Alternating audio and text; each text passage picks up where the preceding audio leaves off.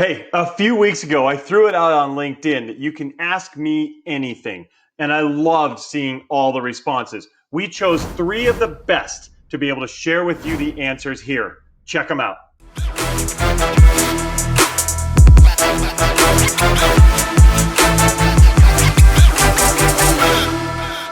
Hey, I'm Matt Wolach, and it was so cool. I threw out an Ask Me Anything on LinkedIn saying that I would create a YouTube video for it. Awesome responses that I got from each of you. Thank you for all of those. By the way, if you want to follow me on LinkedIn, you can do so right here. You'll see where we're at, where I am, and I'm always sharing amazing tips and formulas and tactics for you to be able to sell more software, sell it more quickly, and do it so you can make a lot more money. Okay, now, these are three of the best questions that I and my team saw. And this is what I wanted to be able to share with you. First of all, thanks to everybody for it. But let's get into these. Now, the first one is from Shuvo Raman. And Shuvo asks, what are the best practices to reduce a sales cycle? Really good question. What are the best practices to reduce a sales cycle? Well, sales cycles can be very tricky. First of all, if you have a sales cycle in a large enterprise deal, and the industry is just one of those slow-moving industries and it takes a year, you're not going to be able to get that sales cycle to average 2 weeks. Maybe you can get it down to 9 months or 6 months, and I've seen that with my clients, but you're never going to get it down to that. So first, have your expectations set. But there are very specific things that you can do. One of the best ways to be able to sell software is called the perfect deal process. And if you followed me for a while, you've seen that. The perfect deal process is the way to sell a ton of software at an extremely high close rate and get it sold quickly. If you want to watch a video about how the perfect deal process helps and how you can apply it, there you can see it right here. Go there, check that video out. That's going to explain all about the perfect deal process so you can close a ton of deals.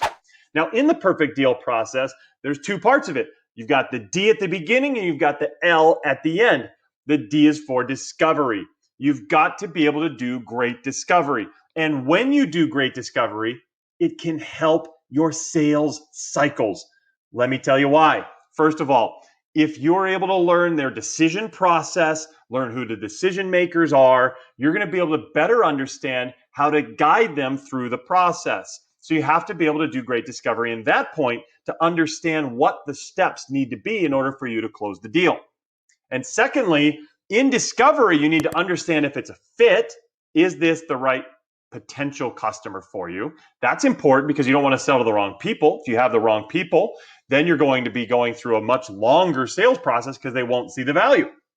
But once you decide that there is a fit, then the next step, something that only elite salespeople in software do, only elite software leaders set up their process to do it this way. You not only have to determine fit, but you have to make sure that they feel pain, okay?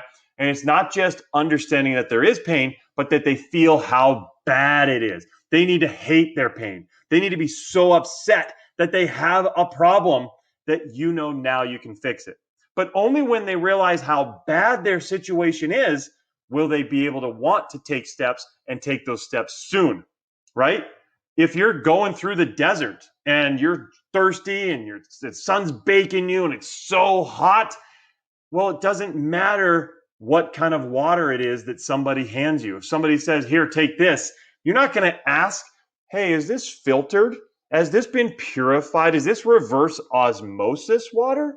No, you're going to chug that thing because you need any solution. And that's the whole idea. If you can get them to feel their pain and recognize how bad it is, they're going to want to get your solution in place as soon as possible.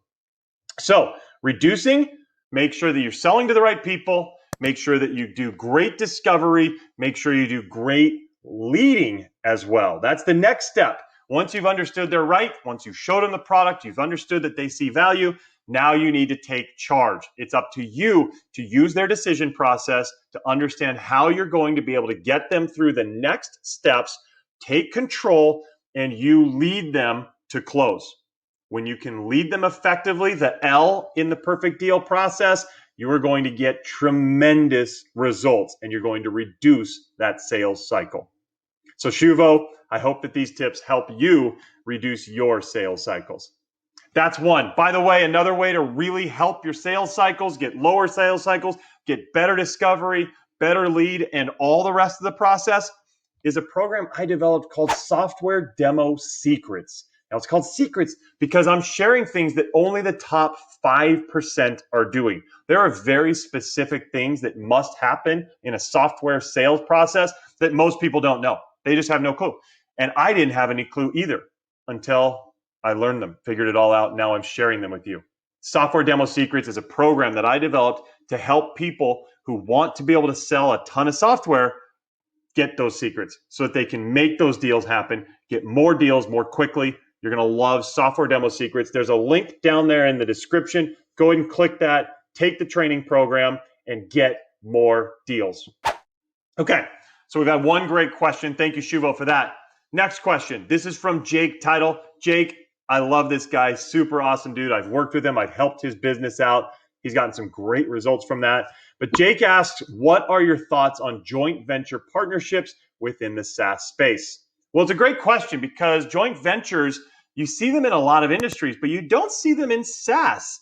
And I think one of the reasons why we don't see them in SaaS is because joint ventures, they tend to be very strict and structured legally. And a lot of SaaS companies don't like that. They don't like getting into deep structure. There's a lot more loose partnerships or referral partnerships or solution relationships, much more than a joint venture relationship. In a joint venture, it's very rigid, it's very structured, but partnerships can be set up very easily without doing that. And in a partnership, you might find somebody you throw leads back and forth with. You might find somebody who's a complementary product serving the same industry with a different offer, and you come in together. All that can be set up without having to go through a joint venture. So partnerships, I love, absolutely.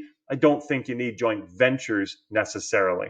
So great question, Jake. I love it. So we're 2 down. If you like this, if this is helping, definitely hit the like button. Make sure you're telling me and my team that this is stuff that's helping so we can create more content that's like this. And if you have questions yourself, go ahead and throw them in the comments. Also, make sure you're subscribed. We're coming out with amazing, sweet, helpful formulas and videos and tips and tactics and things that are going to help you close a lot more software deals. So hit the subscribe, hit the little bell so you get notified when new videos come out. And I'm going to make sure to get you the best possible content to help you. Okay, so we're 2 down. What's the third one? Well, Manuel asks, how can my enterprise SaaS sales process help minimize customer churn? And I love this question when I saw it. Manuel, excellent, excellent job asking the question. The reason why I love it is because too many times we think that churn is the responsibility of support and customer success. And yes, they play a big role in that. But did you know you can minimize churn and reduce churn significantly through your sales? I know, it's crazy. Even before they become customers, you can fix their churn. You can make sure that they're going to stay for a long time. But you got to have great sales. You got to have the right processes. There's several ways to do it. I'm going to share 3 with you. That's all we have time for.